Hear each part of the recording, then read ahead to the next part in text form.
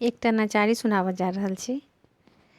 शिव के चलल बरियात गोरी के अंगना, हाँ गोरी के अंगना। शिव के चलल बरियात गोरी के अंगना, हाँ गोरी के अंगना। आई चारों दिस मंगल बाजे बजना, हे गोरी के अंगना।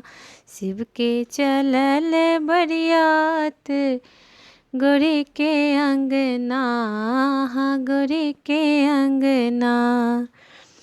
लय बाघ सिंह साथ प्रभु त्रिभुवन नाथ, संग बस हा बरद संग डामरु हाथ, आहे डामरु हाथ छन डामरु हाथ। सिर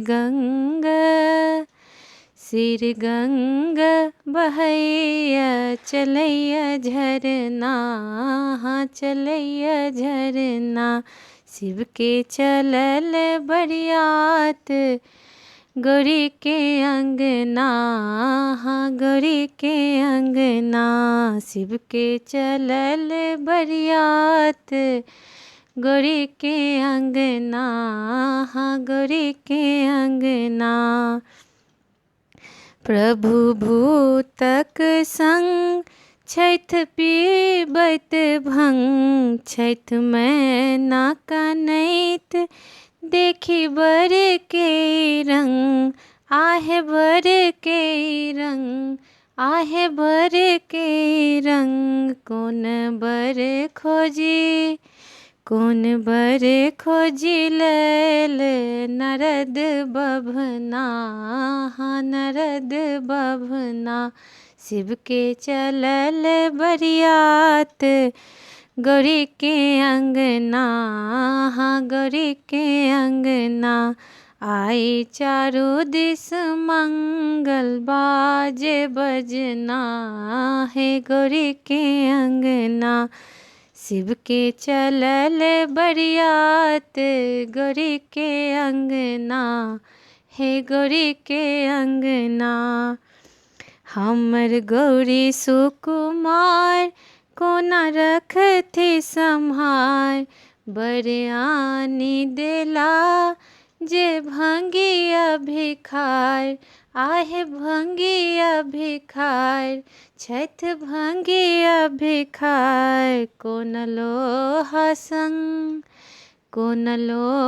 संग सोन सटल विधिना, हे सटल विधिना। शिव के चलल बरियात गोरी के अंगना, हे गोरी के अंगना। गौरी कहती बुझाए बात सुनो मोर माय, छैठ त्रिभुवन नाथ यही के जमाय, छैठ अही के जमाय, हाँ अही के जमाय। आह पुलकित नैन जुड़ाओ नयना, हाँ जुड़ाओ नैना। शिव के चलल बरियात गोरी के अंगना, हाँ गोरी के अंगना।